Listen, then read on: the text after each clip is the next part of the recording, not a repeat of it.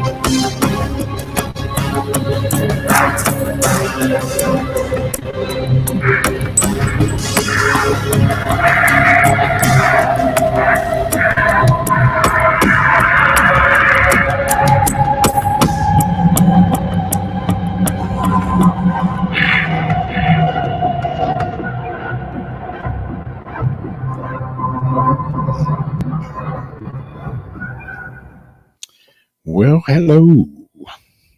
What's up? It's Weird Wednesday once again, and we're here, and so are some of you. What's going on, Jamie? I think you muted. I cannot type in my YouTube chat. See down here, I'm supposed to have a box.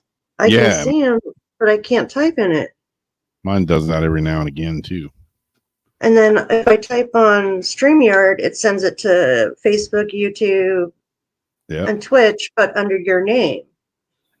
So, hi, Janice. Hello, Ulrich. Hello, Marie. Hello, Leslie. Sorry, I couldn't write. I'll figure it out. Yeah, I usually have to reboot turn it back on. I don't know why it does that. I don't know why anything happens the way it does. So how's everybody doing this evening on this lovely day of Wednesday? Hey, I went to the doctor again today.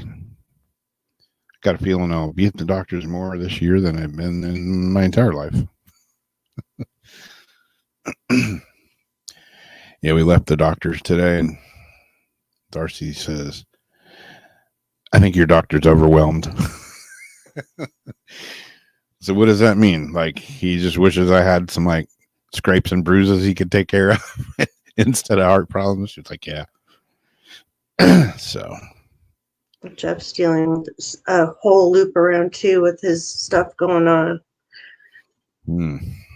It's, and with me and with, mine, and mine's not a serious thing, it's like everywhere. Yeah. It's the new normal, it seems. Yeah, I tried to make a appointment with my cardiologist. They were harping on me the whole time I was in the hospital about, if anything goes wrong, you call us, you let us know, we'll get you in here as soon as possible. You can't let stuff like this wait. It's important, it's your heart, blah, blah, blah, blah. So, I was having issues. My heart's still beating, like a meth head running a marathon. So we call them, and they're like, okay, we'll see you the end of August. It's like, really? So I thought that was bad. So I tried to make a new appointment with a different doctor And they said, yeah, we're taking new patients, but we're booked up all the way through November. It's like, damn, now all of a sudden a month seems short. So who knows? Well, time is moving faster. We might have to change our clocks back by 1 second. Yep. Things are going faster for sure. It's like, holy crap, is it Wednesday again already? Seems like it was Wednesday yesterday.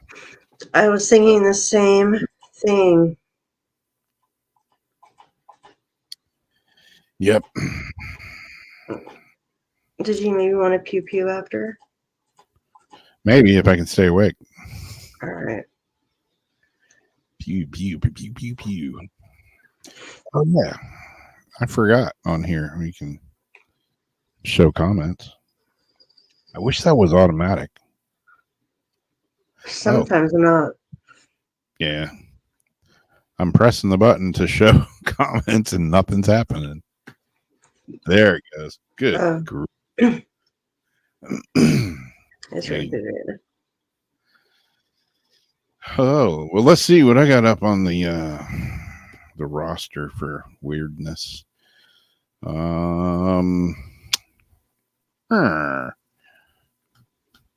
Articles. Yeah, there's a couple weird ones in here.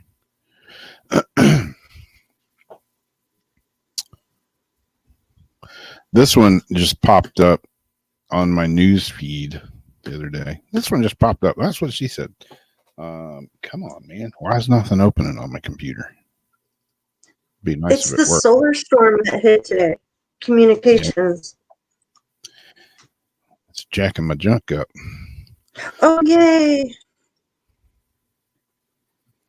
Man, seriously. I got in. Ah. That's what he said.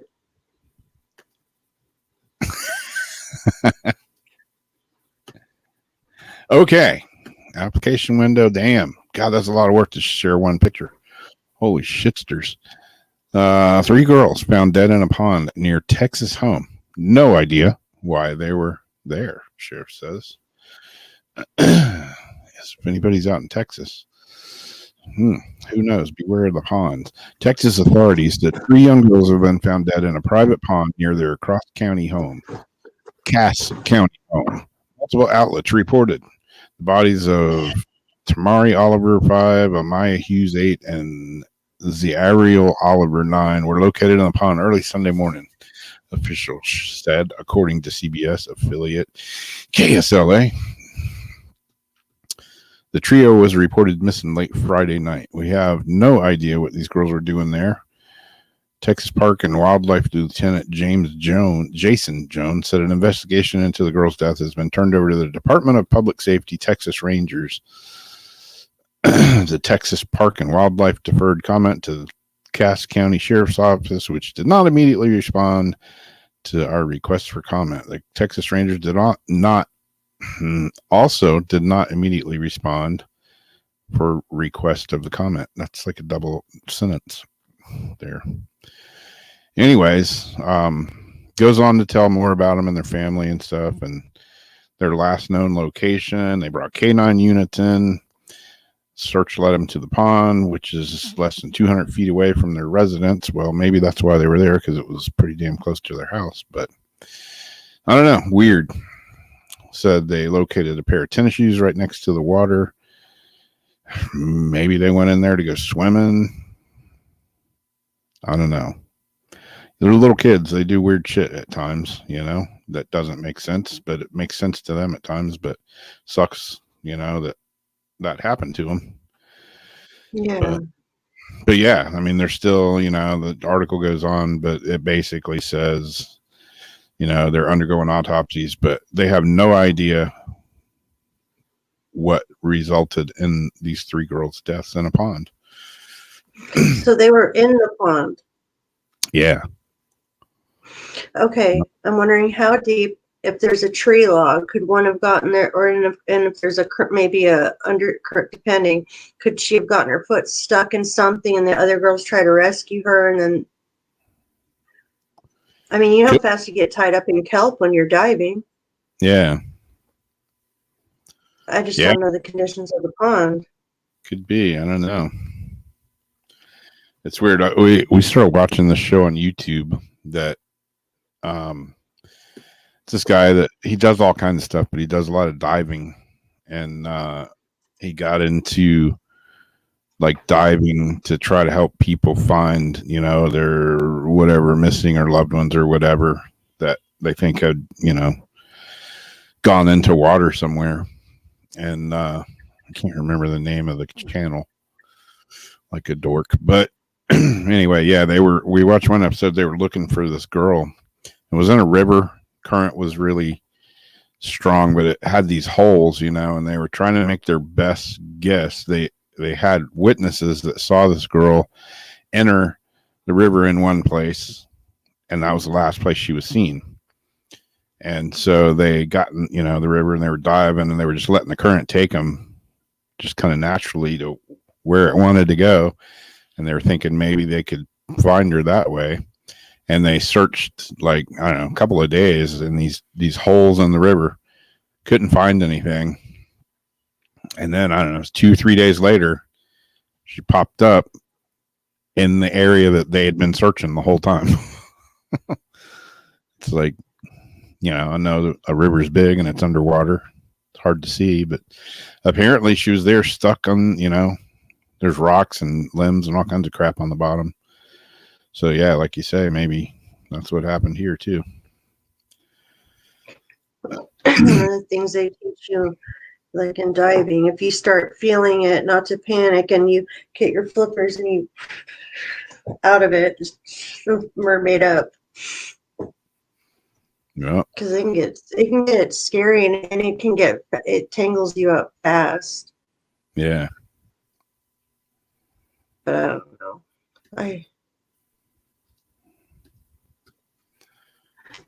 Zach's got.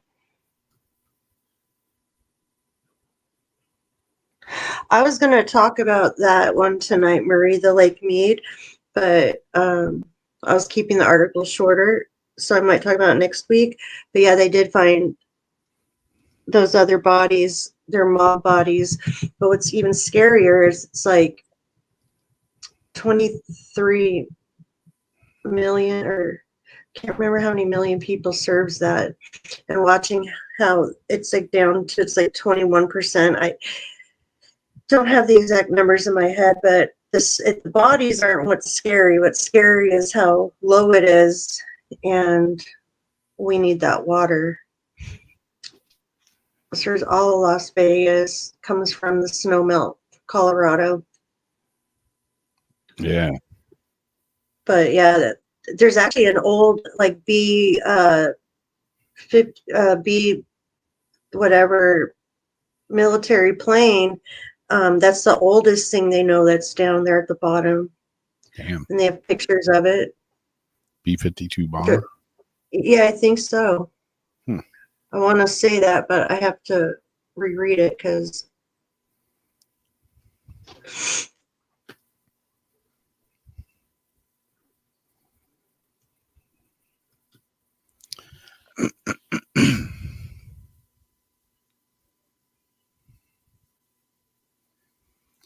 yeah. I had a gnarly one. I got the article right there.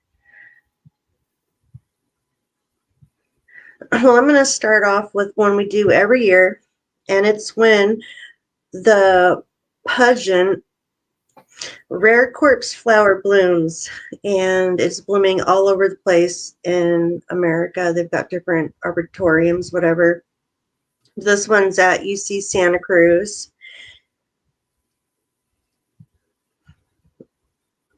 At UC, what's that? I bet it smells good in there. Oh, you'll hear about it. After UC Santa Cruz Arboretorium. How do you say that? In what? Arboretum, Arbor, and then ETUM. Yeah, something like that. I was like arboretorium. Staff had given up hope that the facility's rare corpse flower would bloom after showing signs of several weeks that it would. The unique plant finally blossomed Monday night.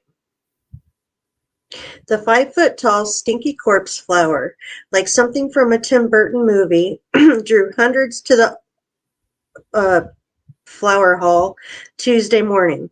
Visitors packed tightly around the plant as they snapped photos and tried to catch a whiff of its acidic smell. The blooming corpse flower was roped off and accompanied by the flower hall director, Martin, who had a colorful way of describing the Sumatra native signature aroma.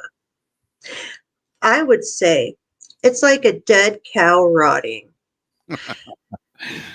but covered with feces. Oh. And a few buckets of vomit. Oh, nice. The corpse flower's odor had diminished from Monday night when the stench was at its strongest. But when the wind changed, collective wincing and groaning could be heard from those in the smell's path. The UC Cruz plant development and physiology professor pointed out the irony that such a foul smell would attract so many people. It's not a smell you would generally stand around and savor, he said, but they're drawn to it. People, if you want to draw the crowds, the worse the better. People really want to smell something bad. He was also present Monday night when the plant's caretakers had decided that the plant was unlikely to bloom and then miraculously blossomed to his surprise, because the other ones just took off like 3 days ago or something. That's why I was wondering why this one was kind of off. It's been a roller coaster ride, he said, or more like a Dickens novel, where the person looks like they're done for and then they recover and go on. I don't know, stupid. Some local plant enthusiasts, such as Santa Cruz resident, had just come to visit the flower hall, as they usually do, and were perplexed to find that so many people there on a Tuesday morning fighting for parking spaces. I came today for community day and didn't know the flower had bloomed. I thought it died. I pulled up and there were all these people. It's cool that it actually bloomed. Smells like dead stuff. And so other people were there to watch it. They support the community coming together and caring for the flower.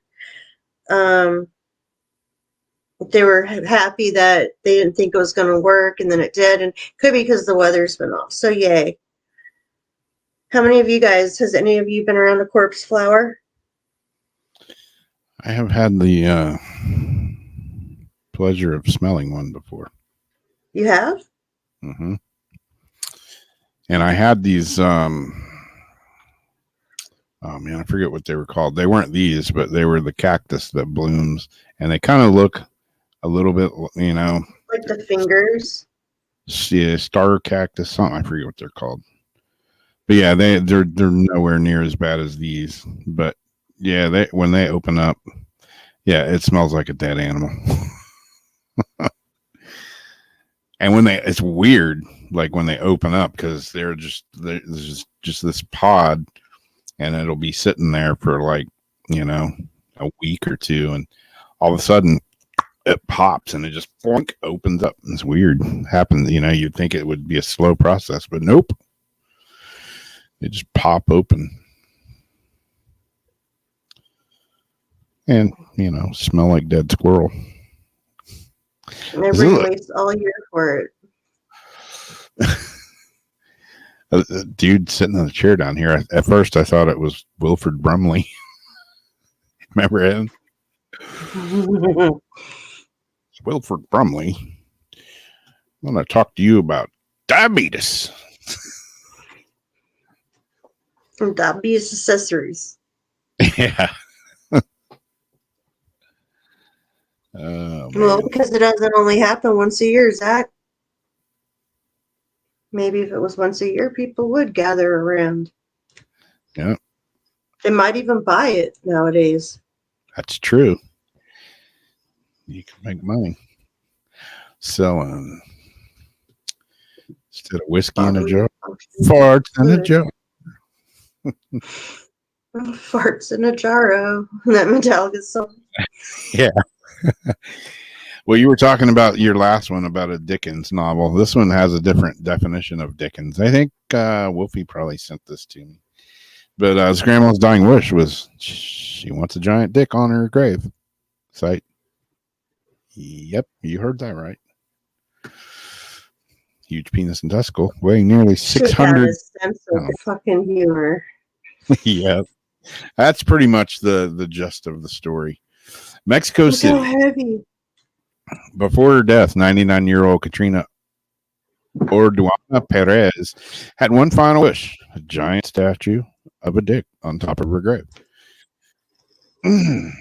You know, whatever. I mean, her family unveiled the completed monument, a 5.5 foot tall cock and balls weighing nearly 600 pounds, mounted on top of her tomb at a cemetery in Mexico this past weekend. And as recognition of her love and joy for life, she wanted to break the paradigm of everything Mexican, where things are sometimes hidden because of not having an open mind. Her grandson, Alvaro Mota Limon, told Vice World News in an interview, she was always very avant-garde, very forward-thinking about things. Photos of the grave quickly circulated on social media after it was unveiled on July 23rd. The local media stormed around the dick statue and has led to some interesting new requests for the sculptor's business. He recently was asked to build a gravestone shaped like a dump truck by a family of deceased person who worked years in the construction industry. But, however, not everyone's happy about the huge penis statue in the cemetery. Quite understandable, I suppose. I knew that was coming. Yeah. Yeah, it went on to talk about the sculptor and all the strange things that he's getting now. You know, he was a little hesitant about making a giant dick statue, and but apparently now he's giving a friendly hug right there. Is that all he's doing? Yeah, who knows? Why is he jumping up and down? But yeah, now he's apparently making all kinds of things that people are asking for. So good for him. And Grandma got her giant dick, so good for her too, I suppose. Next. As Ariana gets the winning comment.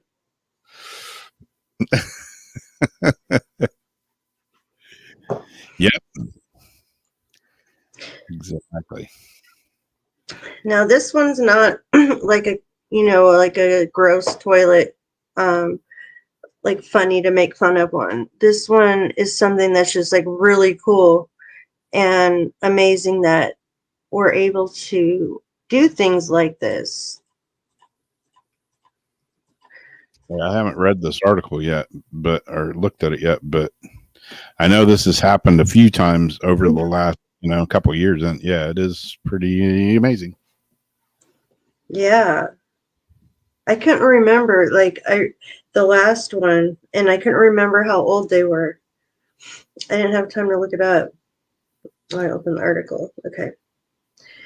So 3-year-old conjoined twins with fused brains were separated in a historic virtual reality surgery. A neurosurgeon from England has successfully separated 2 Brazilian twins who were conjoined at the head. On Monday, the charity Gemini Untwinned announced that Bernardo and Arthur Lima, 3, who were born with fused brains, had made it through 7 procedures at the institute. It's in Spanish, at their institution. The young twins were treated for a total of 33 hours during the final 2 surgeries alone, and were attended by almost 100 medical staff. The procedures, which Gelini called a remarkable achievement, required medical professionals to master virtual reality training programs for months before they actually attempted the surgeries in real life. Thanks to this training, surgeons in separate countries worked together in the same virtual reality room. For the first time in history, Gelini added. Gelini, who founded the Gemini and Twin in 2018, said he was really appreciative about the procedure since past unsuccessful attempts to separate the twins had created complications due to scar tissue. Despite this, he praised the operation's success and told the Evening Standard that in some ways these operations are considered the hardest of our time. The successful separation of Bernardo and Arthur is a remarkable achievement by the team in Rio and a fantastic example of why the work of Gemini and Twin is so valuable, Gelini added in a statement obtained by The Independent. Not only have we provided a new future for the boys and their family, we have equipped the local team with the capabilities and confidence to undertake such complex work successfully again in the future.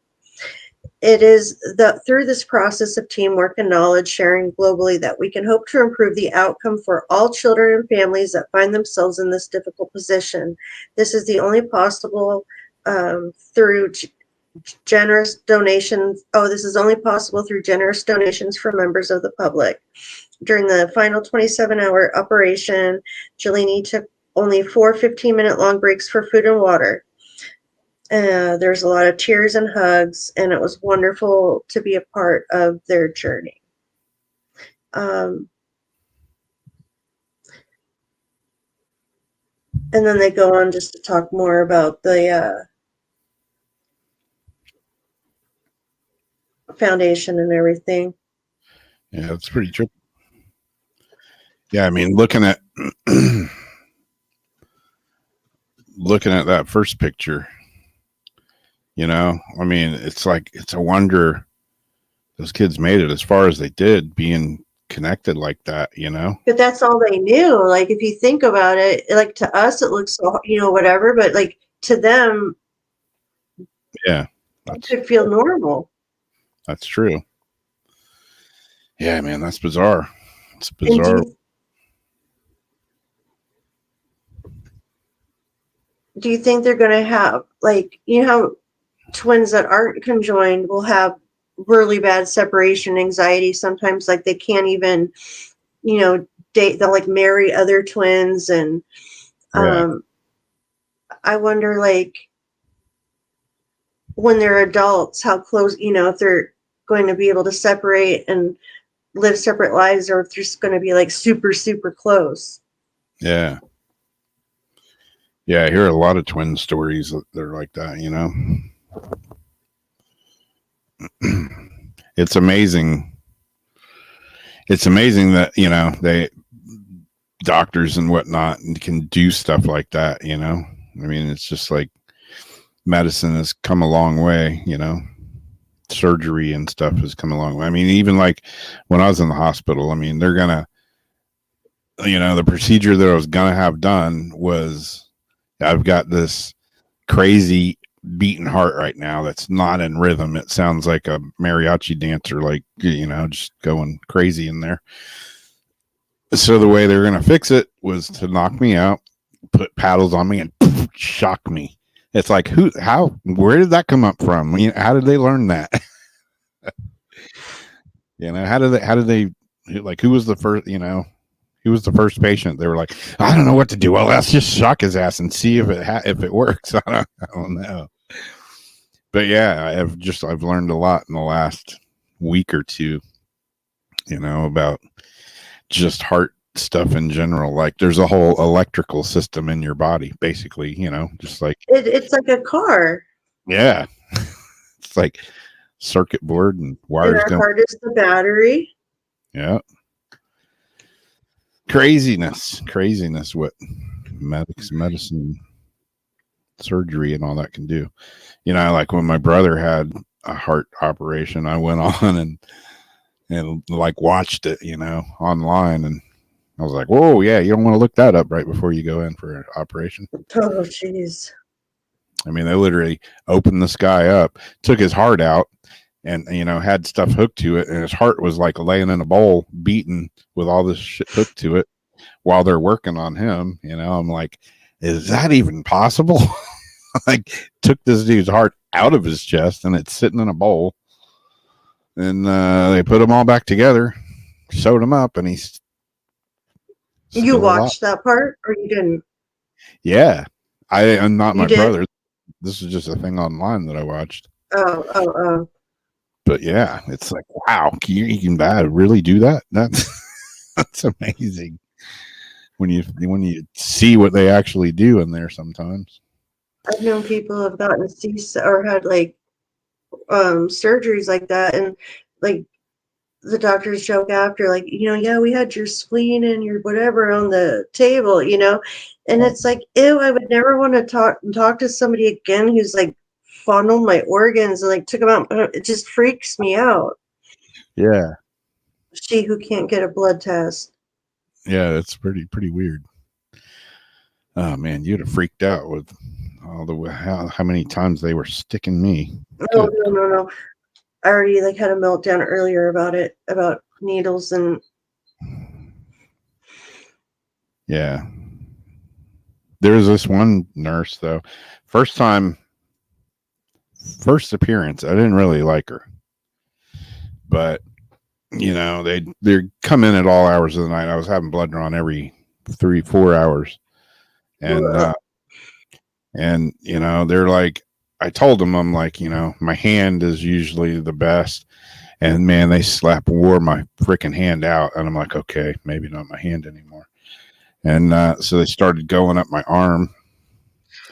And she was like digging around in my forearm. That happened to my mom's friend. They wouldn't even put her IV in her hand.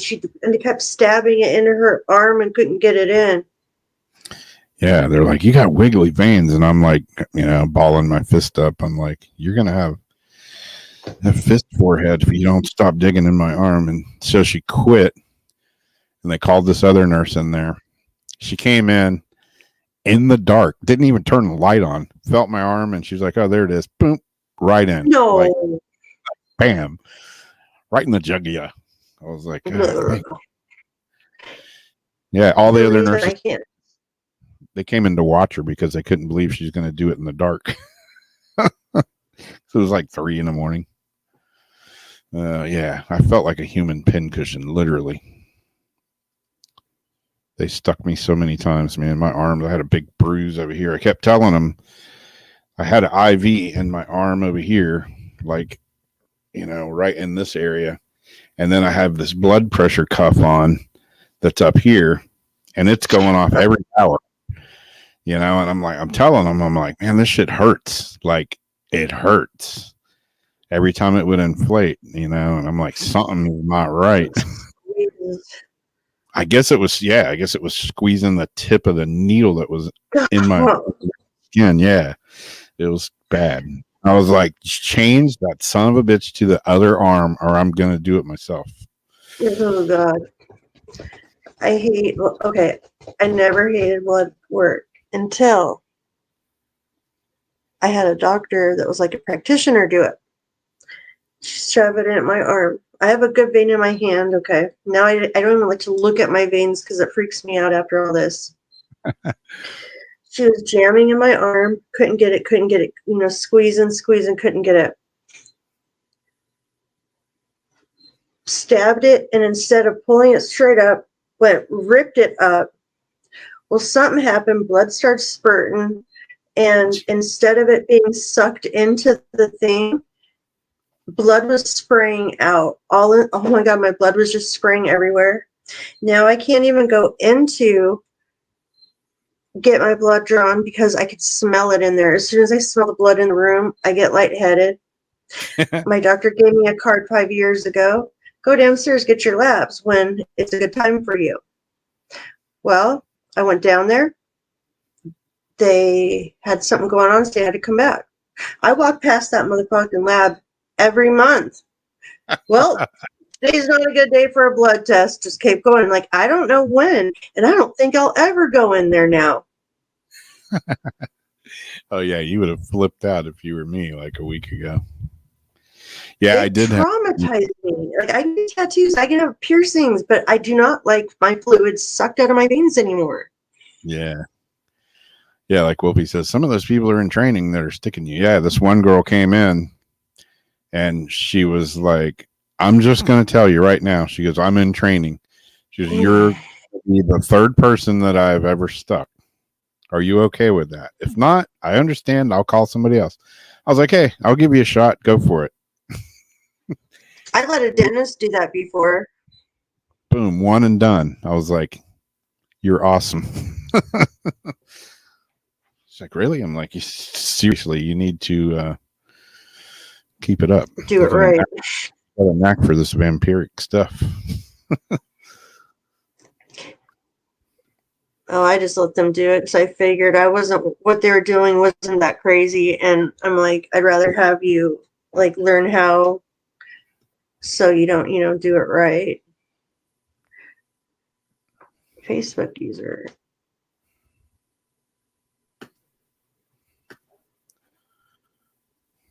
Hey. Well, I think Wolfie sent this one too. Drunk woman arrested after driving golf cart on a Florida highway. I-95 to be specific. You know, a lot of golf carts here in Florida. And sometimes when you add a bottle of Jack Daniels to the golf cart, crazy things happen. A woman with an open bottle of Jack Daniels whiskey in a bag was arrested. She's got a Jack Daniels bottle in a brown paper bag. She was rolling hard in the golf cart. She was arrested for driving her golf cart on Florida's busiest interstate while drunk. Really, you don't say. According to a arrest report, the 58-year-old woman was arrested Saturday night on the shoulder of Interstate I-95. She's now facing misdemeanor charges of disorderly intoxication in a public place and resisting an officer without violence. According to Florida Highway Patrol report, a semi-truck driver spotted the woman driving in the golf cart in the center lane of Interstate 95 in Brevard County, which is the heart of Florida's Space Coast. I can see the truck driver. He's probably thinking, y'all ain't gonna believe this shit. Truck driver advised that she observed the driver on the golf course passing out while driving. So she's not just driving the golf cart on 95. She's passing out while she's doing it. The truck driver used her semi to steer the golf cart to the shoulder of the interstate, trooper said. Once on the shoulder, the truck driver grabbed the keys to the golf cart as the woman tried to drive away. Once troopers arrived at the scene, the woman started arguing with them and insisted she needed her bag. Inside the bag, troopers found an open bottle of Jack Daniels Tennessee Fire whiskey. You can't make this shit up. Interstate 95, which stretches up and down the East Coast, is Florida's busiest interstate highway, according to the Federal Highway Administration. Well, there you go. If you ever see a drunk woman or man on your interstate with a brown paper bag, you probably know what's happening. What's his name? The possum? Good idea. Is it George Jones? No. What's his name? I can't read. Yeah, maybe that was him. Guy that used to always drive his lawnmower drunk. Got a DUI.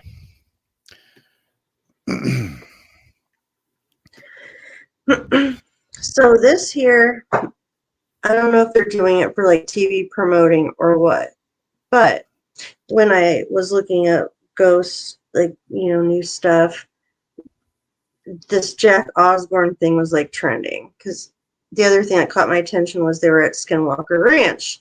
Well, this episode has not aired yet. Don't know if this is, just to hype up the show, but this is what they're claiming. Oh, and there was like 5 or 6 articles on this from different places, but every one was the same exact thing I'm looking at, where it says Jack Osborne goes UFO hunting, but instead catches a shapeshifter on camera, parentheses, exclusive video. None of them had any like exclusive video on it that I could find. Yeah. So, I guess we have to wait to see, and this could just be marketing. Yeah. And I don't watch his shows. I don't watch paranormal shows. Jack Osborne, who Discovery Plus fans are accustomed to seeing hunting for ghosts and most recently Bigfoot, has taken on a new mission in this latest 2-hour special, investigating an infamous paranormal hotspot where UFOs frequent. Animal mutation and mutilation has been documented, and oh yeah, they've had reports of alien abduction. But what Osborne ends up seeing and catching on camera goes above and beyond his wildest expectations and leaves him saying, "We came here looking for UFOs and ended up finding other things." In Jack Osborne's Night of Terror, UFOs, the Portals to Hell, Star teams up with a couple of his actor friends, Jason Mewes from Clerks and Jane Silent Bob Strike Back, and Jamie Kennedy, with the trio heading off to Utah's, yeah, it sounds like a paranormal team, huh? Utah's basin, where the notoriously creepy and mysterious Skinwalker Ranch sits. The area has long been known for its otherworldly and unexplainable activity. In recent years, residents out of the area have reported seeing strange lights both in the sky and close to the ground, and creatures and shapeshifters manifesting and then disappearing before their eyes. Joined by UFO expert and former FBI agent Ben Hansen, the guys embark on an unflinching investigation in an attempt to figure out if all of these phenomena are connected and why the crazy activity is concentrated in this area. Basically what everybody wants to know. I've been obsessed with the concept of whether or not we're alone since I was a kid, staring up at the stars, Osborne said.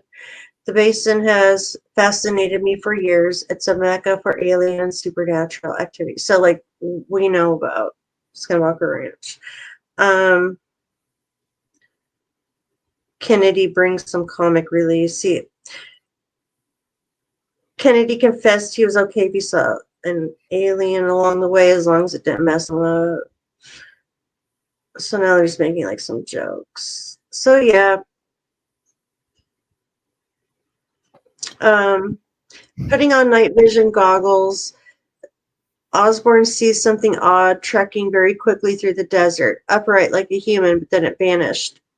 "I swear to God, I fucking saw a skinwalker, and we got it on fucking tape, dude," he tells his producer, referring to a shape-shifting witch of Navajo legend that morphs into various animals like wolves or bears. And the evidence didn't stop there, leaving them convinced that the area is a supernatural melting pot. Watch the exclusive teaser that was not at the top. Jack Osborne's Night of Terror, UFOs, is produced by Osborne Media and launches Saturday, September 3rd on Discovery Plus. So this could just be like a clickbait, like an ad to get you to watch. Or he might have some cool evidence he caught it Skinwalker Ranch. Either way, I don't have Disney Plus, but I would like to see it just because, you know, like you, I'm really curious about that place.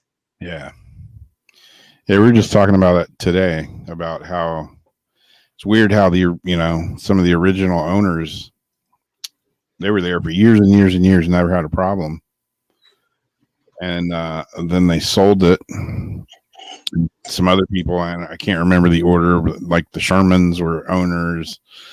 I can't remember the names, but nobody really had a problem until it got sold again. Well, it got sold, but the last time, well, not the last time. God, I don't even know what I'm talking about anymore. During one of the sales, it sat empty, kind of deserted for a couple of years. And I'm wondering if something didn't happen during those couple of years. I don't know whether the government like buried some, shit there, because the government was going to try to buy the property, but it didn't go through for some reason. Anyways, the next owners that bought it after it sat there, almost abandoned for a few years, then that's when things started happening. And then when they sold it to the next people, that's when it really went crazy. And then what's his name? Oh man, I can't think of the guy's name. Jesus. Yeah, the billionaire dude bought it, and now Jason Frugal. I'm getting the names all screwed up, but yeah, it's just weird how it set kind of abandoned for a bit, and then the next people that had it is when the trouble started. And you know, they were talking about the radiation and this and that, and I really wonder if like there's not some crazy government like salvage stuff buried there somewhere.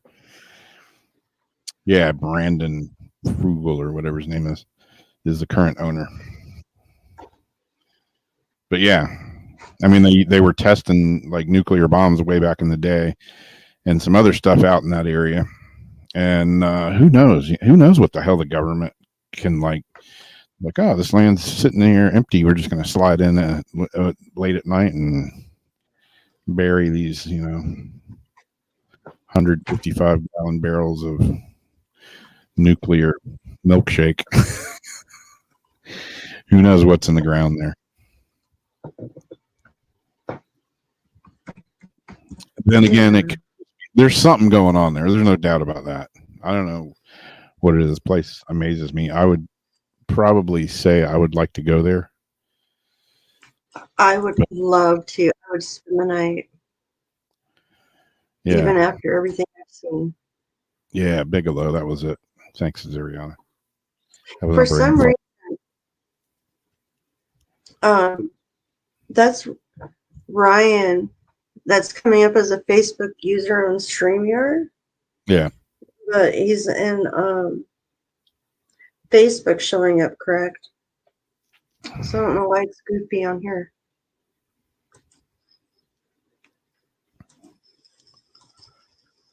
But yeah, the place is definitely got some weirdness going on. I would probably be one of the people that would go out there, and most people go out and nothing happens, and I'd probably be the one that my heart would want to jump out of my chest or something. I guarantee something would probably happen if you were there. You'd end up bringing one home with you. Yeah. Well, this one's kind of weird. Speaking of bringing one home. Wow. Share screen, application window. Work this time. Hey, third time's a charm. AI creates chilling images of the end of the world. Mm-hmm. AI. Keep hearing about it. It's happening, whether we want it to or not. Yeah, this was a pretty trippy article. An AI capable of creating images of anything simply by requesting it had its go at imaging the last selfie ever taken. Forget about trawling through stock image site. OpenAI's DALL-E artificial intelligence could soon make it possible for anyone to access a picture of absolutely anything that the mind conceive of simply by describing it in natural language what it is you were looking for. You may have seen examples of this on YouTube when artists are asking for all sorts of weird and wonderful things. But now someone has taken this bright idea of asking the system to produce images of the last selfie ever taken. And the results are pretty terrifying, to say the least. DALL-E's interpretation of this request is a series of images showing zombie-like figures, blood-stained faces, and hooded skeletons taking a selfie in front of various apocalyptic backgrounds. I'm telling you, man, AI has got it in for us. The images, which have been shared on social media, are so horrifying in some cases, they've been giving people nightmares. And they are all entirely produced by artificial intelligence. Let's hope DALL-E doesn't know something that we don't know about our future. Jeez. I'm telling you, I've seen the movie. You guys have seen the movie. You know how it ends. And now AI DALL-E's like, oh, yeah, I can draw you a picture of it. Here's what it's going to look like. That's crazy. I'm like trying to pull it up as you're... And we just keep poking the bear with a stick. We sure do. Yeah, I got another one that kind of follows up with this one.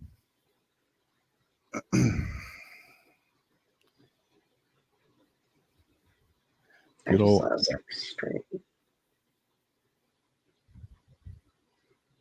Did you want to read it consecutively or? Oh, it doesn't matter.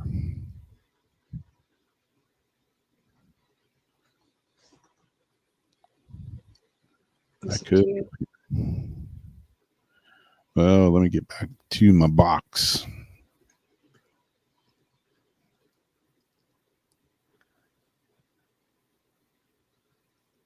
All right. Yeah, this one is, it's not like an AI drawing, an image of giving you an image of something that they have in mind. This one is a little more, but on the freaky side of things. People playing God again. This one is scientists create world's first ever synthetic embryos. We gonna grow with some people. Wait, what? You ever made people? Commercial? Comedian? You ever made your own people? I have. Yeah. Well, this one. Oh, man. It's not a cat. Embryo-like structures with a brain, intestines, and a beating heart have been created by scientists in a lab. Gives a whole new meaning to test tube babies now.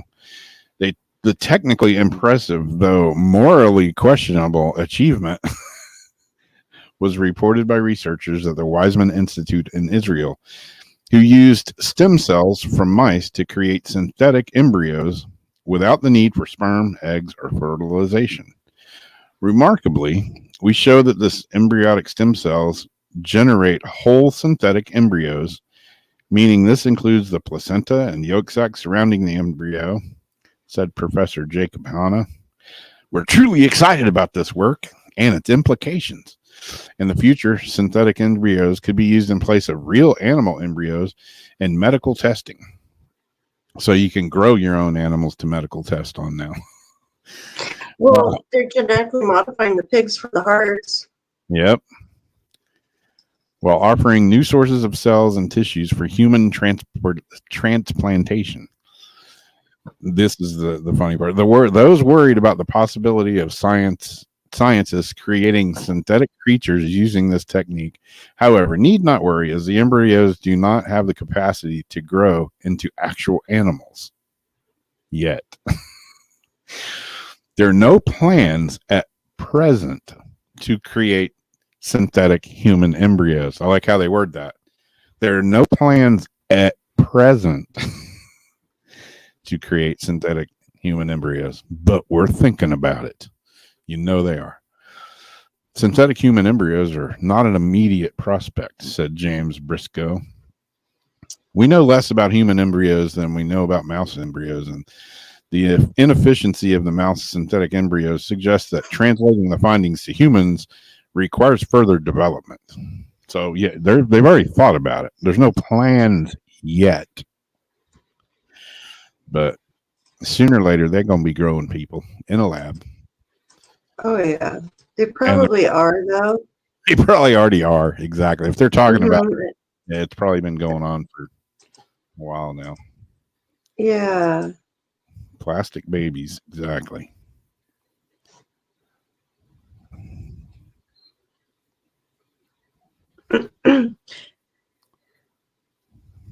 You know those like Doritos cans that you give out as a joke, hand it to them. They're like, oh, gee, chips. Open the top and the snake pops out. Well, boing. There was a black rat snake found in a bag of popcorn at a Virginia store. And the picture they give, and they did this little video clip, but you really, unless you knew that it was a snake, it's really hard to see, tell it was a snake. Plus, I wonder, was that really on the shelf like that, or did they bring that in? But, do you always bring open bags of food up front to tell the people? Yeah, no, not really. No, unless like I wanted to get something, it was the only one, and it was open. I'd be like, "Yo, you got one that's not ripped open?" But then again, if I went to grab a bag of popcorn and a freaking snake popped out of it, I'd probably It didn't come out until she brought it up. probably let somebody know on that one. Yeah, no, it was just a hole. So, a shopper at a Virginia store was taking a bag of popcorn with a hole in it to the front of the business when a snake poked its head out from the snack container. Kimberly Slaughter said she was at Shoppers Value in Cambridge when she noticed a bag of popcorn had a hole in the upper right corner. As soon as I went to put the bag in my basket to take it up front, because they can't sell it, the thing popped out. And I was like, "Oh, well, hi," Slaughter wrote to the TV. Photos Slaughter posted to Facebook show the thing in question was a live snake. Slaughter said the snake slithered out of the bag and around her cart before going back into the hole. It was the full length of the cart. I thought she had it up on the counter. It had prime real estate, though. Brian Stanley, the manager, said the reptile was a small black snake. The snake was removed from the store by an employee. We have no idea where it came from. We are investigating to try to find out where it came from, but we have no other indication that there could be others. So, do you think that was a random thing, or do you think she did it? Or do you think that was just a crazy thing? Because I don't trust anybody anymore. I don't see how. Got a snake, man. I don't see how the snake could have made a hole in a bag, a popcorn bag. I mean, I got snakes here. That's what I'm wondering, like a rat snake. Yeah. I don't think a snake could have made a hole in a bag. So, maybe the bag already had a hole in it and the snake could have crawled in it. I could see that happening. Buttery. So a rat happens to chew a hole in the bag. Maybe that's why the snake was in there, because there was a rat. The rat ate the bag, and the snake happened to cruise by and got in the hole. Yeah, I don't know. Heather says, nope, bro. Have a freaking heart attack. Mary says, I think the snake was put there by a joker. Yeah, I would probably say the same. I don't know. That's messed up to the poor snake. Some ass. I've raised snakes. You don't know what someone's going to do to it. Yeah. I've had snakes the better part of half my life, and I've never seen any one of them do this. No, they can get through holes, they can get through mesh, they can get through shit, but I've never had a snake chew its way out of anything. Yeah. So, yeah, if it happened, I would say there was a hole in the bag. Maybe a mouse chewed a hole in the bag, crawled in there, and there was a snake around because there was mice around, and maybe the snake crawled in there, ate the mouse. Maybe the snake went in the bag to get the mouse. This is like a nice couch of buttery popcorn. I think I'll stay here. I don't know. Who knows?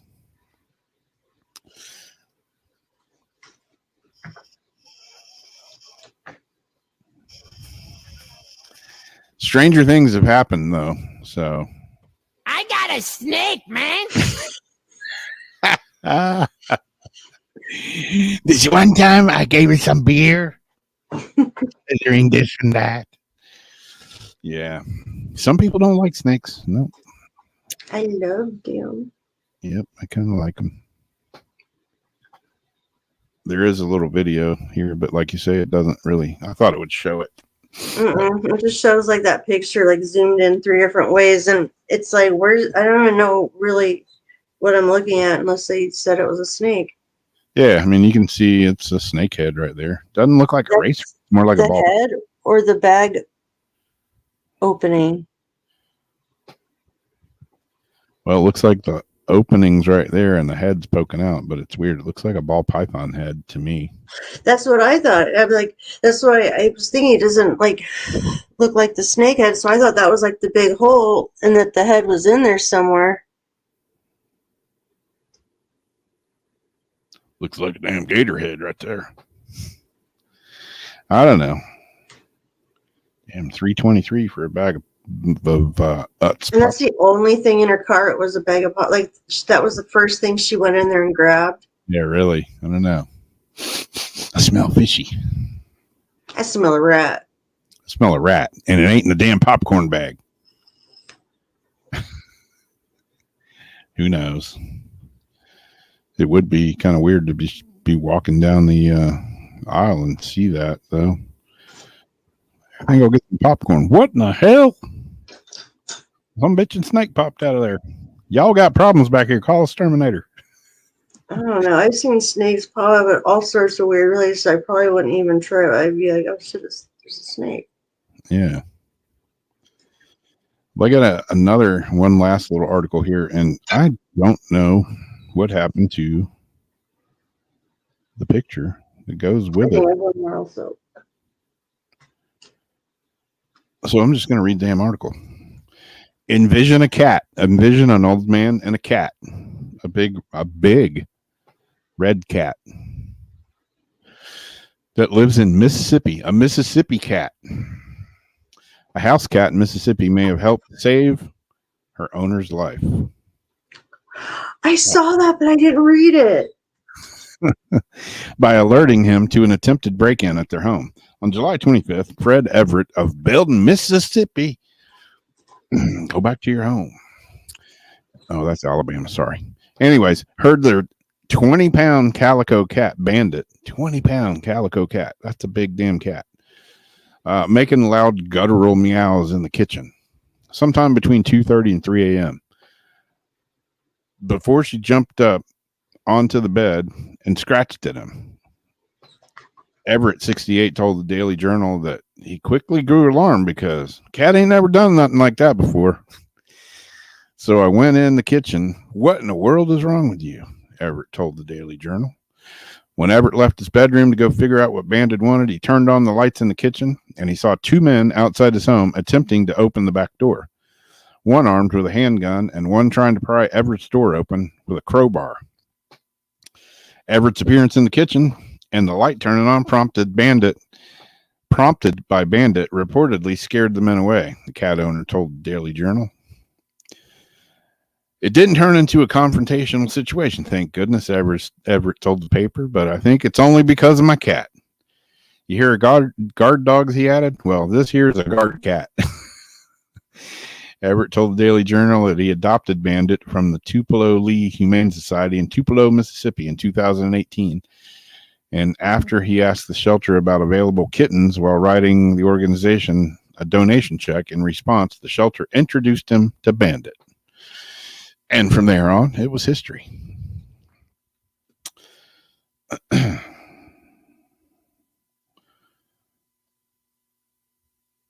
And then he says at the very end, he says, I want to let people know that you not only save a life when you adopt a pet or rescue one, the tides could be turned. You never know when you save an animal if they're going to, in turn around and save you sometime. He's got a point there. And they usually do. Yep. In different ways. Yeah, I said that to my mom earlier because the Bandit, because, my raccoon's named Bandit. And because the cat reminded me of one of mine. Trash Panda. Yes, my trash panda. Yeah, my neighbor has raccoons. Debbie has raccoons. My neighbor's got a whole satchel of coons that she's been feeding. I'm like, if you feed them, they ain't never going to go away. I know I purposely baited cat food, all sorts of stuff out there on purpose. But now he's got a toilet area. I have to clean. I'm like, now I'm cleaning up after it. Got cat duty and Bandit duty. But I knew what I was getting into. Yep. All right. Last and least, you guys can say what you think of this photo. I think it's matrixing or some weird movement, like as she's moving, but you guys can be the judge. Spooky ghost and photo from abandoned house on island has investigators convinced. And the bottom one, you can see it better because it's enlarged from the top, but it's like right behind her, and it to me looks like a pattern. The investigators snapped the picture this week on Chagoel Island, in Galway, I don't know, where they were carrying out a paranormal investigation, saying they previously captured some unexplainable things. A ghost was reportedly spotted in a photo from an abandoned house on an isolated island. The investigators snapped the pictures this week on the island where they were carrying out a paranormal investigation. They say they previously captured some unexplainable things in the spot and returned to do a full investigation. 9 members of the public joined the PSII investigators in different locations on the island to the one they had previously scanned. This time they visited the ruins of a house using cameras and various high-tech tools like the K2 meter to measure EMF and an SLS camera. The team quickly combined the area for odd goings on.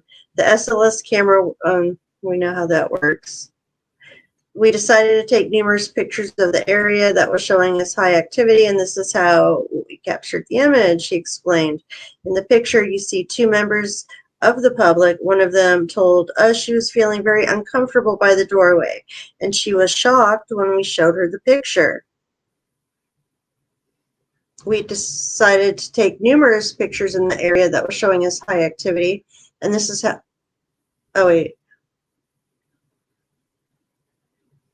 all 9 members of the public said exactly the same thing of what they see, a face of a male. The photograph appears to show a face like a shape behind the woman's head, as well as a strange red mist effect. The island itself is very enriched with history. It is an early Christian settlement dating back to the 5th century and has connections to St. Patrick. Before it was a Christian settlement, the island was inhabited by pagans. Oh, I missed that part.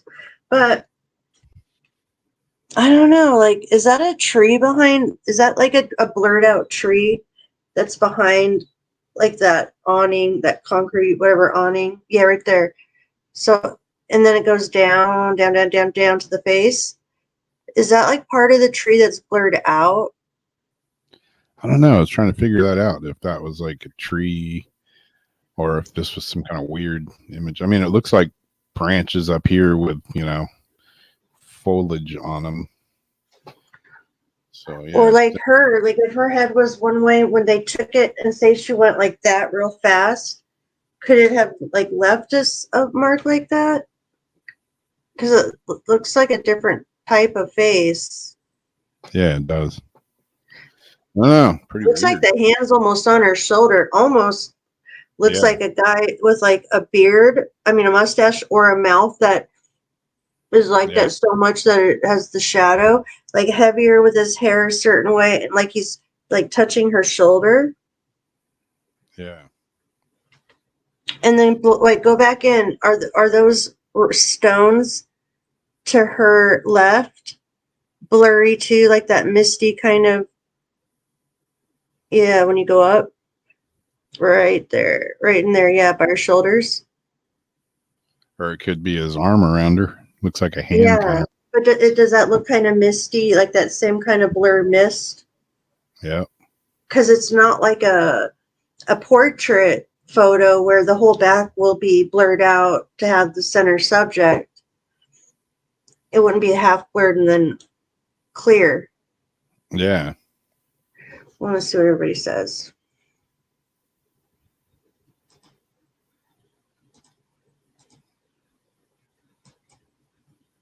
Yeah. Well, Debbie's giving me the hint.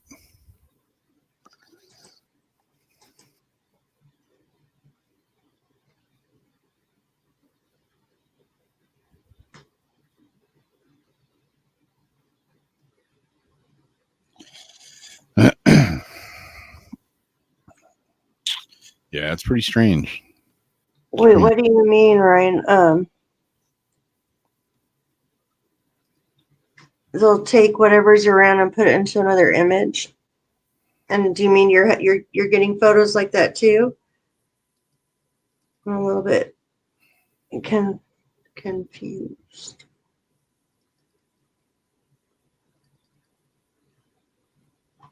So I don't know.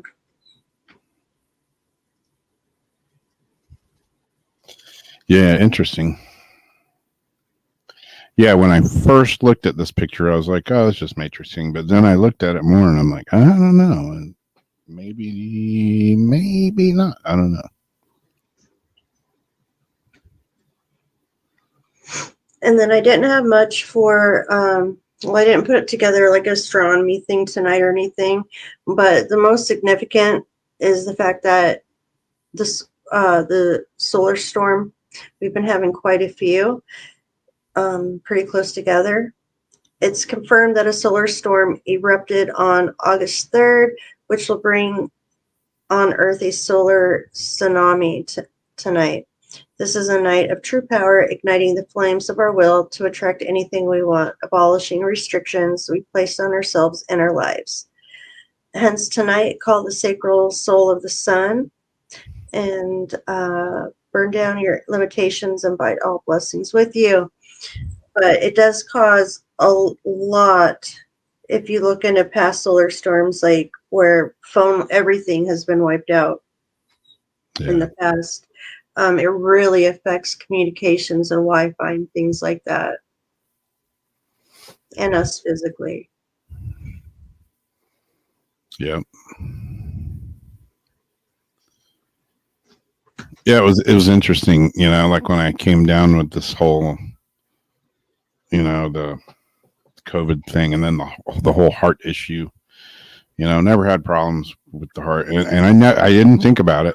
I think I told you maybe that Debbie Anderson has been sending me messages, like checking and stuff, and she was like, said she was having a little bit of heart palpitations, not like mine, but, and she said she didn't have COVID or anything like that, but she's wondering if the whole CERN thing, could have affected some people with the weird vibrational energy coming out of that whole thing. Well, I feel the effects, I get them like days early, and if you are sensitive like you are too, and you are already having something with your heart, that could just add to it, make it worse. Yeah.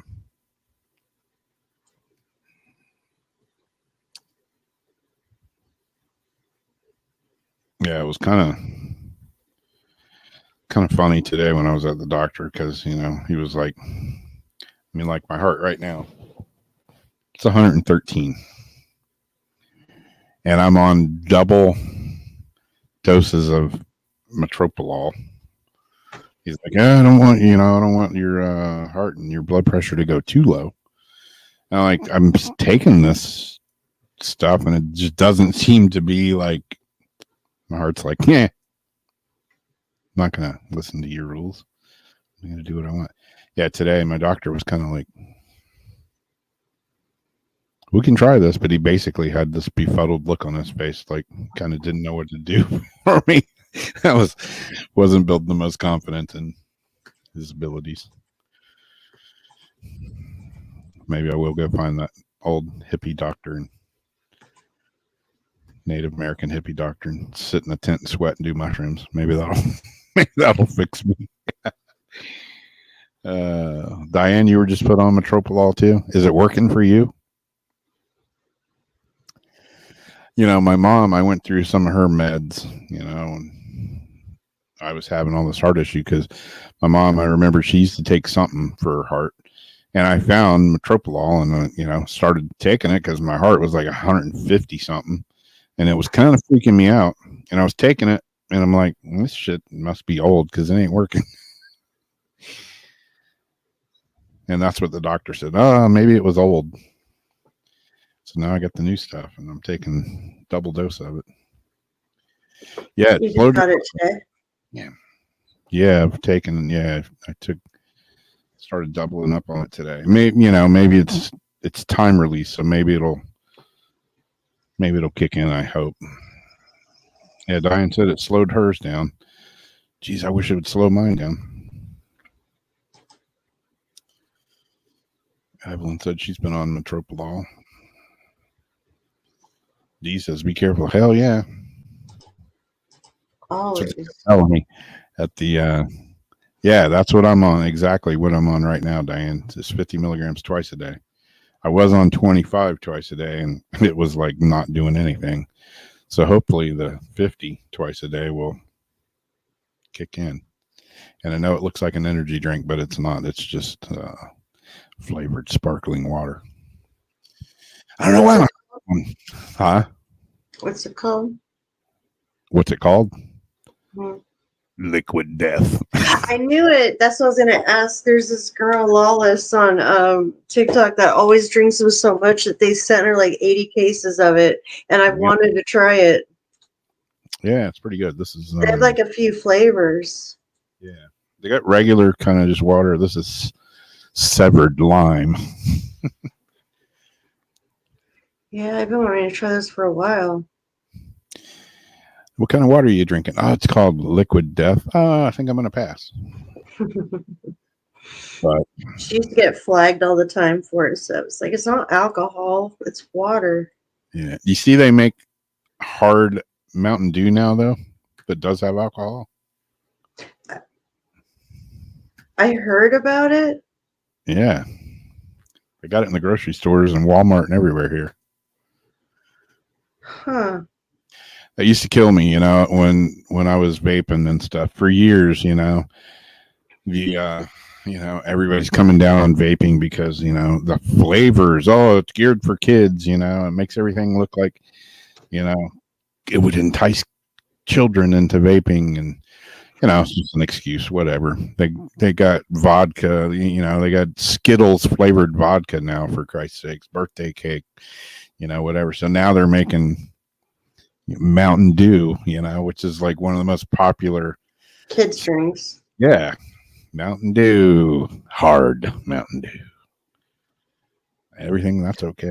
But. It's interesting. I posted on my Be Safe site that, and factories like whoever makes Doritos, I don't know, some bit like whatever they are, has factories in different places. But whatever brand, if it's made in America compared to UK or Australia, the ingredients are completely different. Yeah. Even Mountain Dew. And it comes down to America uses mostly like a lot of corn products and a shitload of sugar. Yep. You read the ingredients on the UK's brand, like everything, the cereal, everything. We have all the garbage. Yeah.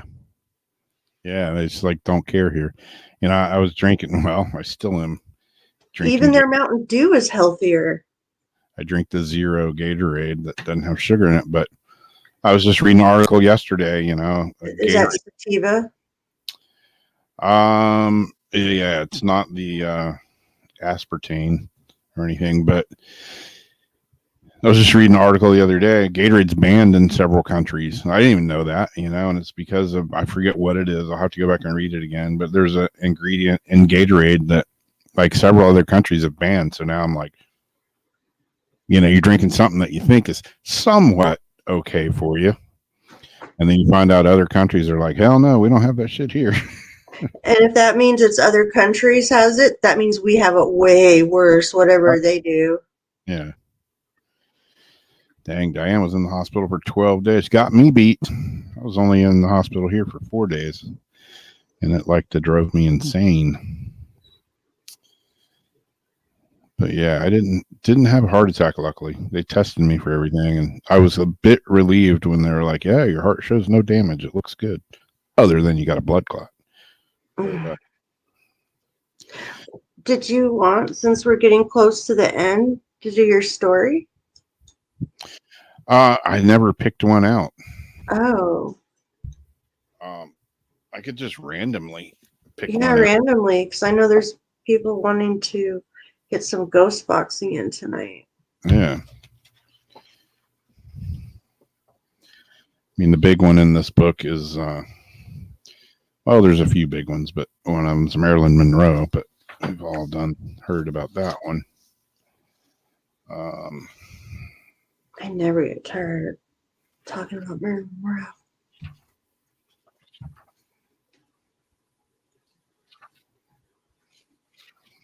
Wow. Dee said she has that medication too. I just noticed that. I don't know how I skipped it earlier.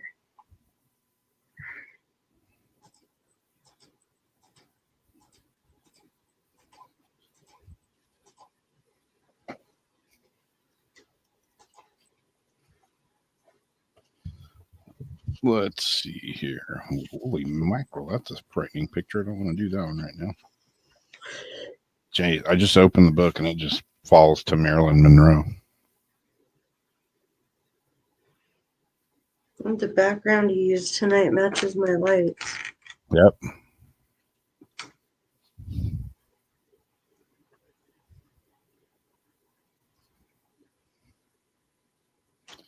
Trying to find one that's fairly short. By the way, the book that I'm referring to, we're going to do Ghost Bucks. It's I got this for 50 cents in a thrift store. It's this big thick book of the Encyclopedia of Unsolved Crimes. I had this. What is it with girls in the ID channel? A lot of girls love the ID channel. I had this book in the hospital, and one of the nurses like walked by and looked at it, and she's like, "Ooh, I love that kind of stuff.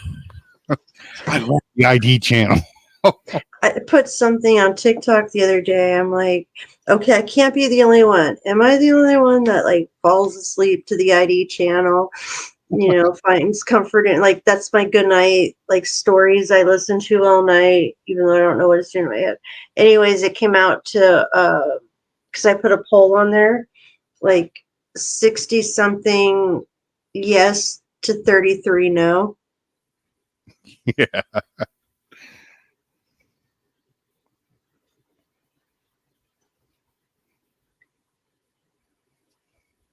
Because we got to know how to protect what to watch out for. Yeah. You got to know your enemies. Know what to watch out for with the crazies. It's the psychology of it. And understanding stuff that we normally can't comprehend because we aren't built that way. This is true. See if I can look this up online real quick because I don't have my glasses in here. And no way in hell I'm going to be able to read this without it. Exactly, Debbie. You never end up waking up to like one of them hair shampoo commercials or like some weird shaving commercial.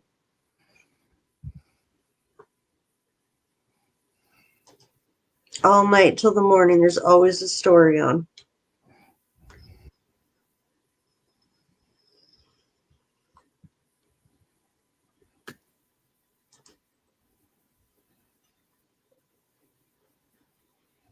Oh yeah, I love the unexplained mysteries too, but sometimes my brain is like wanting to think too hard and pay attention. Yeah.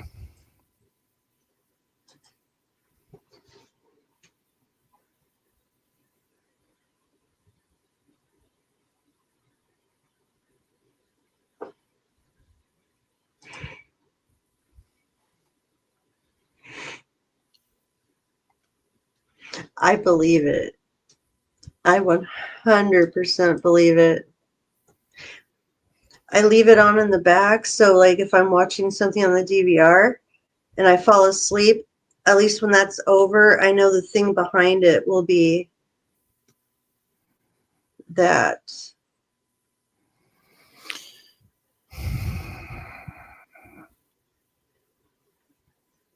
All right. I know this is an old one. Well, it's not that old, but it's been done and done and done again. But it is this case intrigues the hell out of me. So I'm just going to go with it. It's one of the first ones that popped up. So I'm going to go with it, and we'll turn the ghost box on here in a minute and see if we get any answers. I've gotten some weird answers on this one before. And if anybody knows that picture, they know who that is. Oh, yes. You're using which one now? I'm going to turn the ghost box on, but this is the crazy story of Elisa Lam. She was staying at the Los Angeles Cecil Hotel when she disappeared on February 1st, 2013. Security footage from the hotel elevator would later show the 21-year-old exhibiting bizarre behavior. I'm pretty sure most of us have seen that. We've had it on the show several times, and Paranormal Soup and all. The eerie video went viral, but it didn't bring any answers as to why her body was found on February 19th, floating in one of the hotel's rooftop water tanks. There was no way for anyone but the hotel staff to access the roof.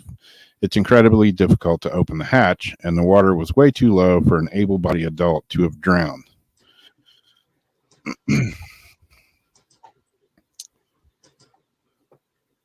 And now I'm trying to get to the rest of it.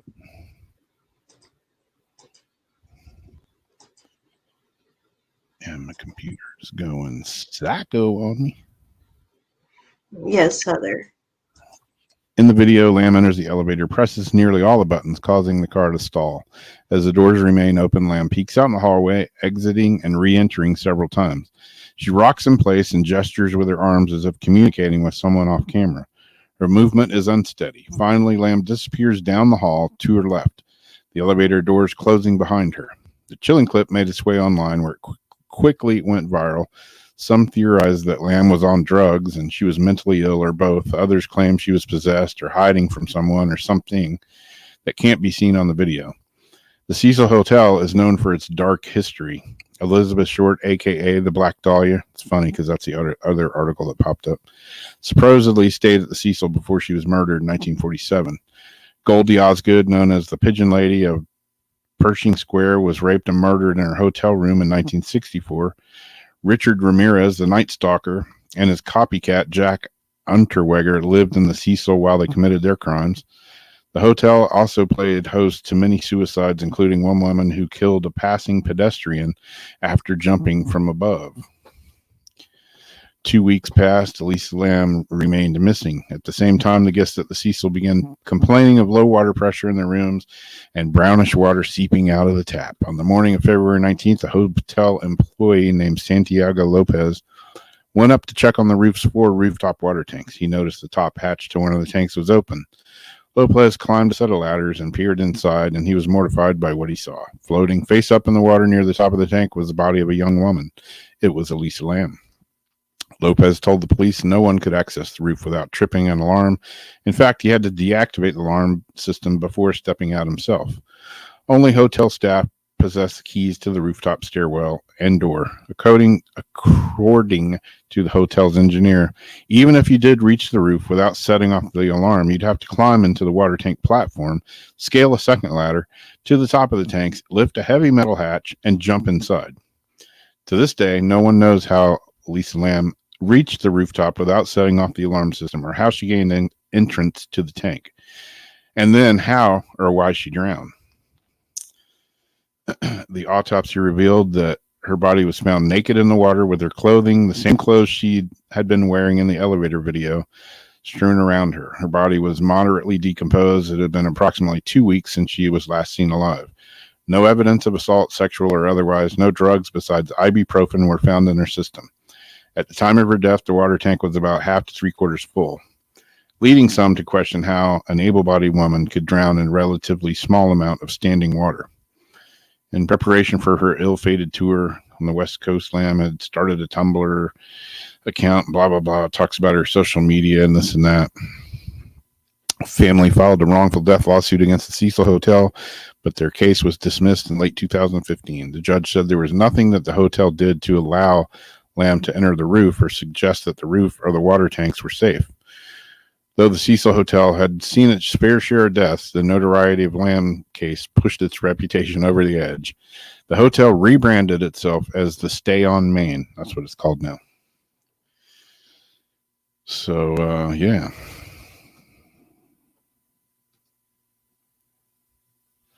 Let's see if this thing works.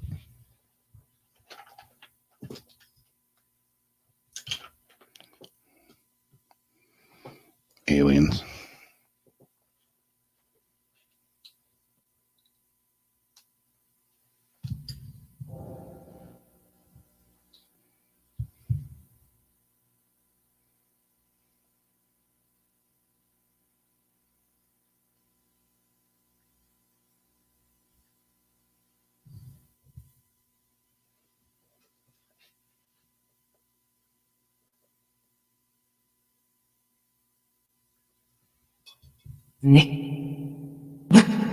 First.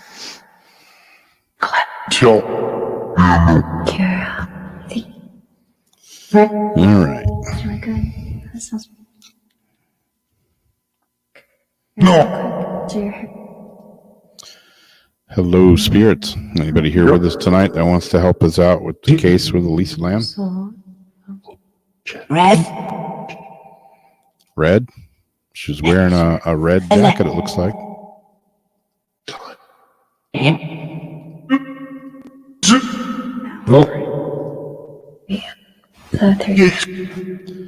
Did it just say lamb? Done. After it did, you said that. I didn't hear it. And then I think I heard it. Do you know who this is that we're talking about, who we're asking about? I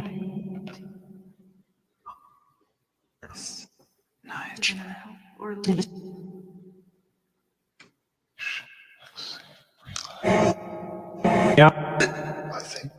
Goals opened.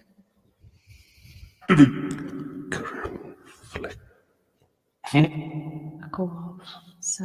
Do you know who the picture is that we have pulled up on the screen right now? Can you say her name? Sir.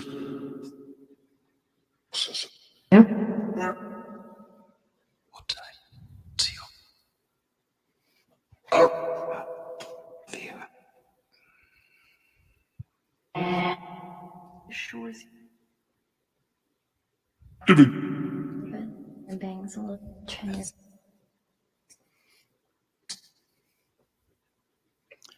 Zariana says, is she at peace? Is Elisa Lamb at peace?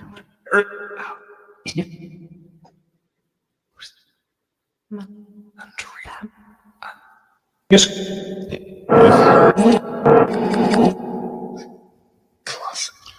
Was there somebody else involved in her case? Was it just her, or was somebody else involved? I'm just, yeah, don't.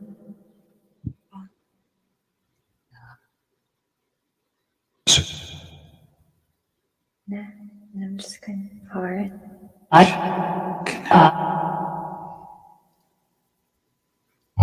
You connect? Can you connect to her? Everyone. Not anxiety pop.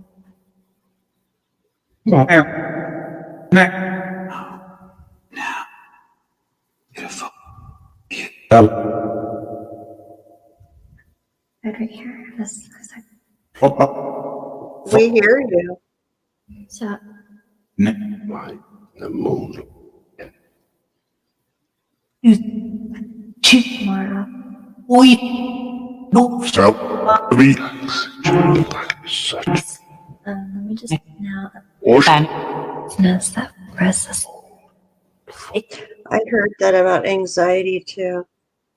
Yeah.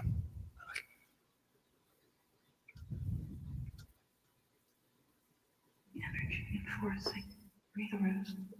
It's you. It's cool. So. All of you out. And. She say Lisa Lamb? It sounded like it. Fine. I was going to ask again for them to say it.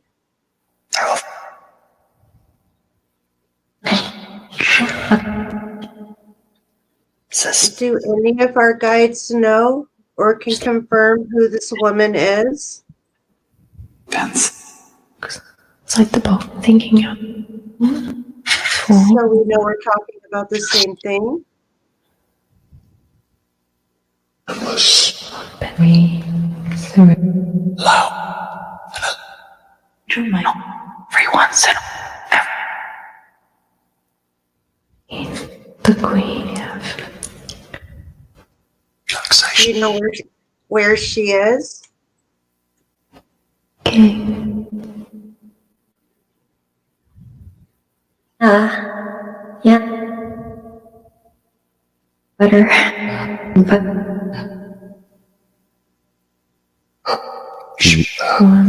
Can you let her talk?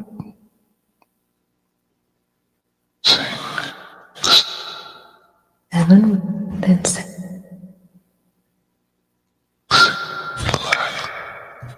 You think we 4,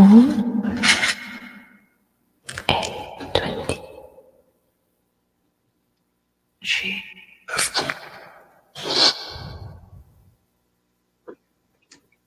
I think Debbie had a question for the boss. What I feel.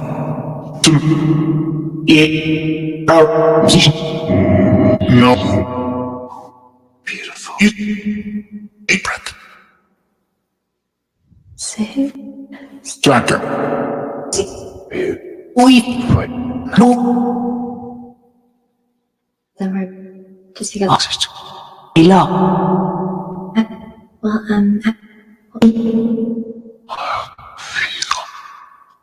came out. As it two Was. Yeah. top.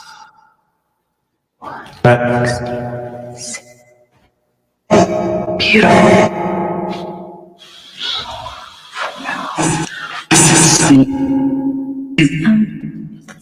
Two. So. Anna. Darth. The day I'm on one bit. 750. Cool. Usual left. No. Ocean is out. Colin. Let me just now. Just fond of great feelings with And I'm just gonna pretty much even. God. Of your Nice. nice. DA. What? Pause. Open. Veil. Oh, Jesus. Can you tell us who Elise Lamb was talking to when she was in the elevator? Yep. Thank you. Earliest, not necessary. You. I'm going. Way. Now, listen. Yeah. You see.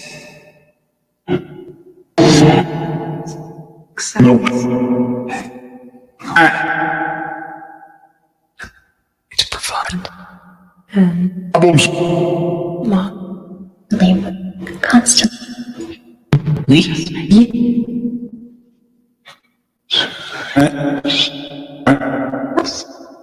I don't. Dave.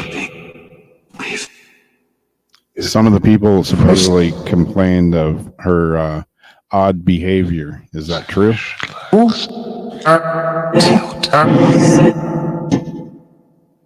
Okay. That's really good.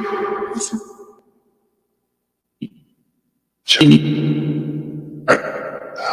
Just make food Catch the snake. You just feel really. One, 30. Mom said. What? Is this? Return. Over. Shrink. This pair. Mouse.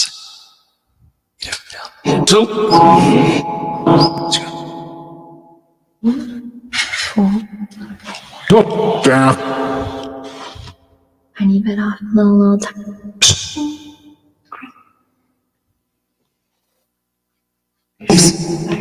So like Can you tell us what day in January she disappeared? Three.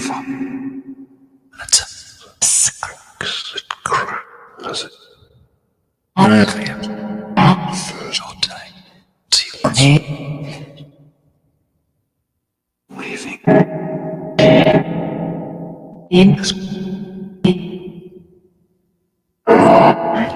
single nut. Mouth. Help. Down. Ground. Fall.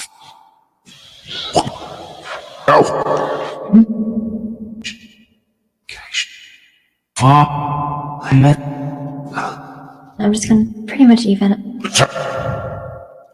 Was there anyone holding her at the Cecil Hotel?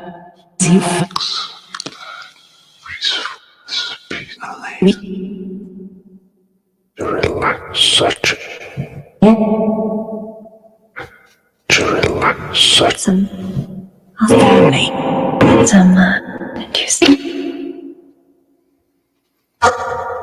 What's interesting?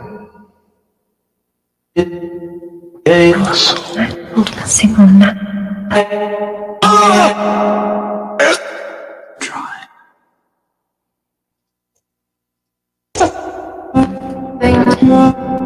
Right. So hard. Extreme. These. Covered.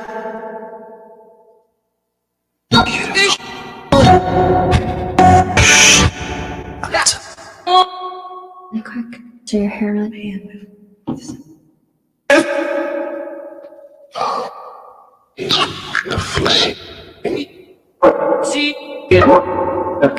Your hair really quick. Do your...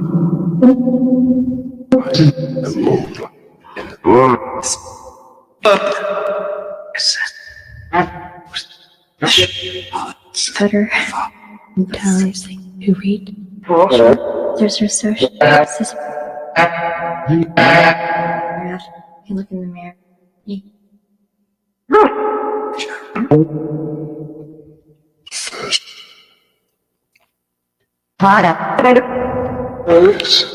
Thank you.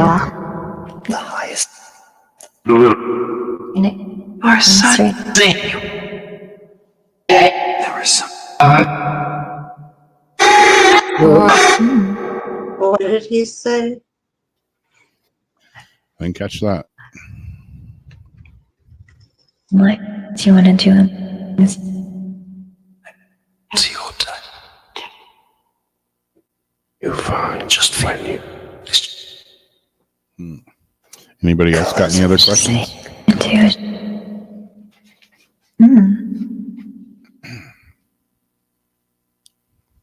Any. Design. Peaceful. It's just feet. It's just feet. What is it?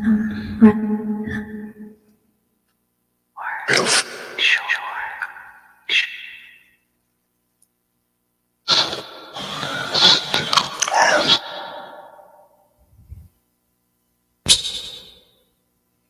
Your head or quietly in your. That was weird. Fun. You had her quietly in your room? Murray. No. To my playing. Bangs a little. On another note, spirits, can you tell us if Debbie's cat Kai is still with her, and does he have any messages? There's all right. I think you're. I think.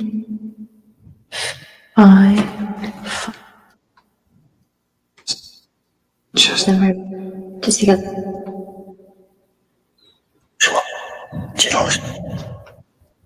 Would you guys mind talking to us for a little bit? If you want.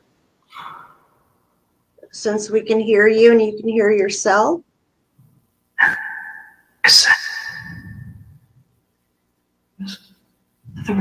If you'd like to talk, we would love that. And if you could maybe be willing to help some people.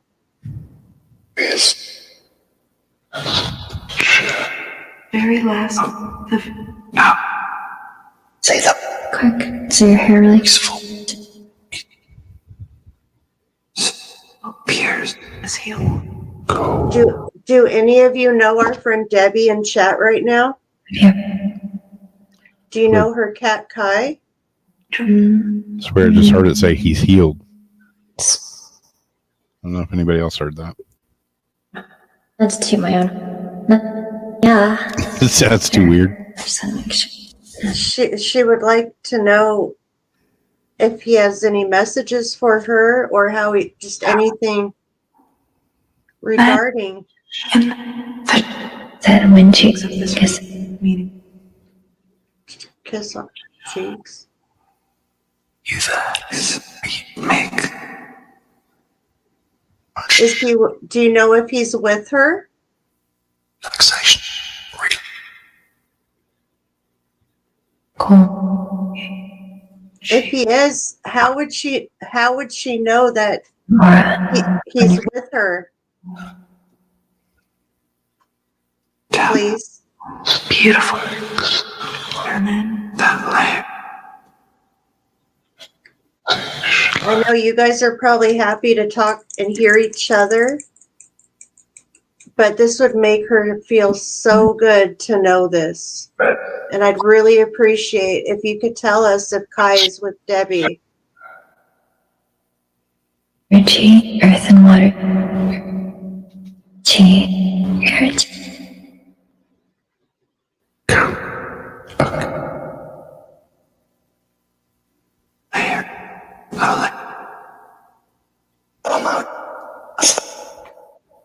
Unless you just don't know.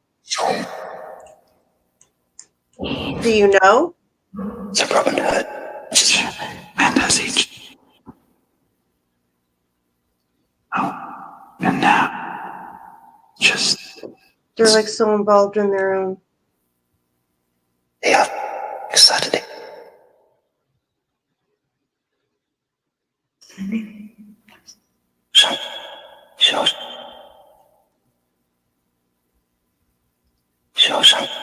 Was pretty low. Yes. Moment. Aves. What? Horn or anything. I always hate when I hear that. Mm-hmm. Especially the end. Of the song. You're kind of annoying relatively. Hey, you guys. Do you know any of our other friends that are watching right now?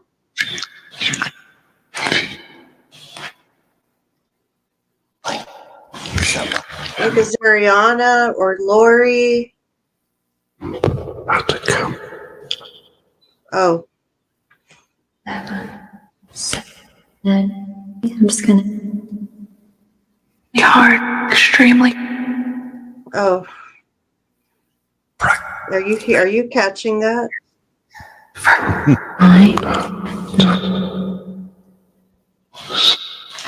No. For you.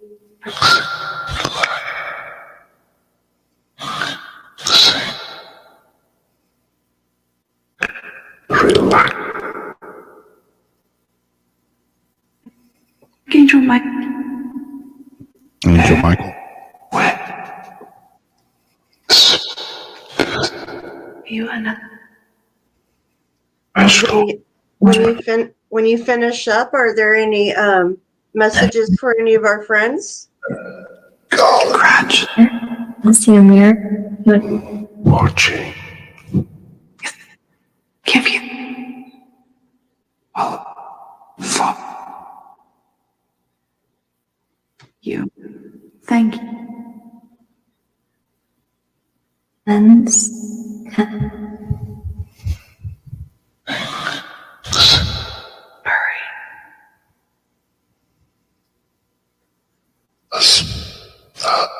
I should accept this. So.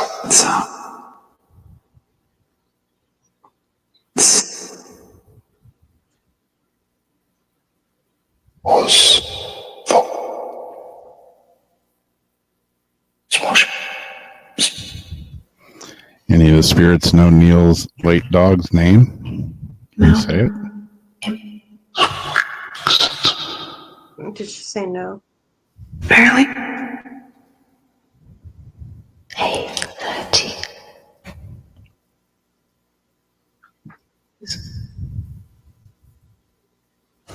You be my Matt, your needs are. aura on your 820. I've heard A20 a bunch. Mm-hmm. A20 or 820, I don't know. Yes. Yeah, someone else did it too. Because at first I thought it was 420, which if it was a trippy thing happening to Jeff at the hospital, and it's like this whole entire weird thing where even the card I pulled him that night was 42. So like the whole 42 or it's tripping me out. A40, I think they're saying. Is that like a room number? Angel Mike. Angel Mike. Like It's so very. I wonder what room Accept. was Lamb's room. What if that was A40? Which is on the 4th or 5th floor. Her history. When she first checked in, she was in like a room with several people, like a hostel type room. And then they moved her to her own private room. I think it was the 5th level. 5th floor. Yes, a priest of the high. When I type in just A40, it's just like a brand of Astro Gaming headphones. So I'm going to say like spirit number. Yes. Now we're praying. I would pray. I think I heard A20 times. Oh, A20. Mm-hmm. Oh, I put it down wrong. Over here.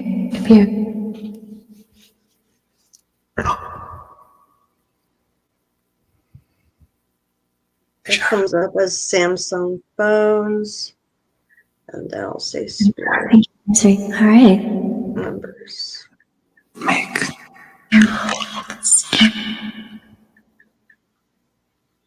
Hard. Extremely. Make. Ready? Horror. Loving. Hold. To do the Hang on. yes necessary. Does Angel Michael have a message for Lori? Mm-hmm. Mm-hmm.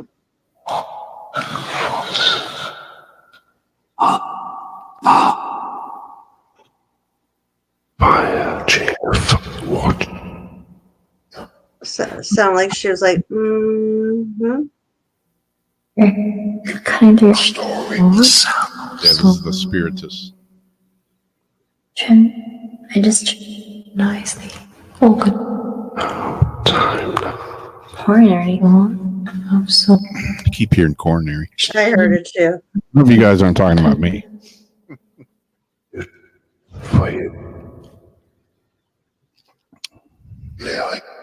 Why do you guys keep saying that?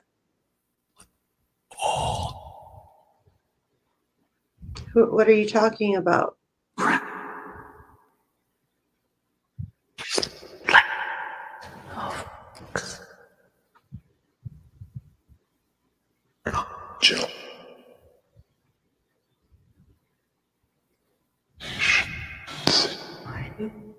For you. Original. No, it's a bit. The flame in the front. I mean, straight to another. And this Lori trimmed her hair recently. I trimmed my chest hair recently. Well, actually, the nurse did it the first time. Has it started growing back? Yeah, but I got to go back and have this done again. So now I just shaved it. When I take a shower, I just keep it shaved. Because I'm a weirdo. Figure it's already done, you know. Mm-hmm. Not like I want to have a bunch of electrodes stuck to me with a hairy chest. Or get a rash from keep messing, you know what I mean? Like growing and then shit getting the bumps. Just spot.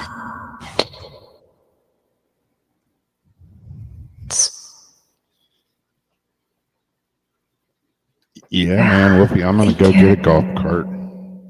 Hit 95 with a brown bottle. Woohoo, you ain't living till you're on 95 in a golf cart. Being chased by the police. Good Lord. All right, spirits. We're going to cut out of here because it's that time. So if you talk to us, thank you. And we'll be back. First. Going to turn it off in 5, 4, 3, 2,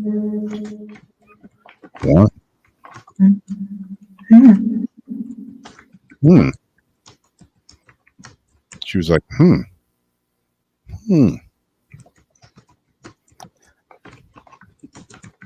know. Felt like I got a few answers there in that first part, but I don't know. Yeah, I want to go back and just hear if those were the words that we were hearing. Yeah. Her name.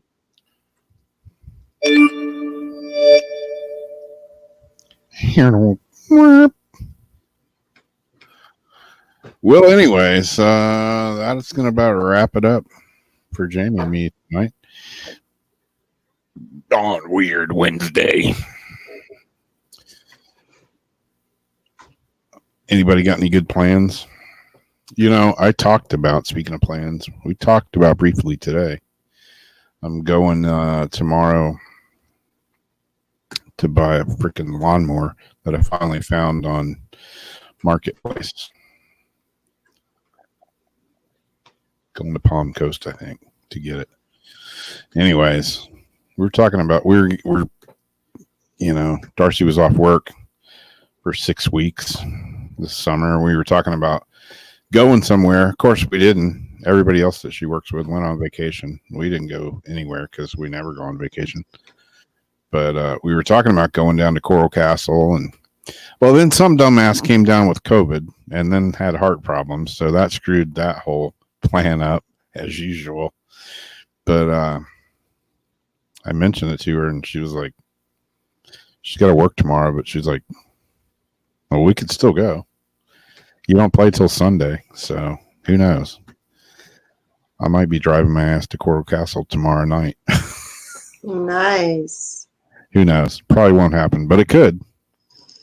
They'll give us Friday and Saturday. We can come back Saturday, and then I can go play my gig Sunday. That sounds like a plan. What about Todd on Friday? What's that? Oh, nothing. I'll talk to you after. All right. Yeah. Yeah, I don't know. But who knows if anybody's around St. Augustine. We're playing downtown St. Augustine, Colonial Oak Music Hall concert park, music park downtown. It's going to be an interesting show. My band, we don't practice anymore. We just apparently show up and play. So you could bring tomatoes and shit and throw them at us. That's good. But we're going to be downtown playing in the midst of downtown St. Augustine. It's going to be a shit show because it's crazy crowded down there. but it's a big outside stage, and we have a good reason to be really loud. So it's going to be fun. So, hence, I might not be on Paranormal Soup Sunday night because I don't know what time I'll get done, and we're playing Sunday. So you might see me, you might not.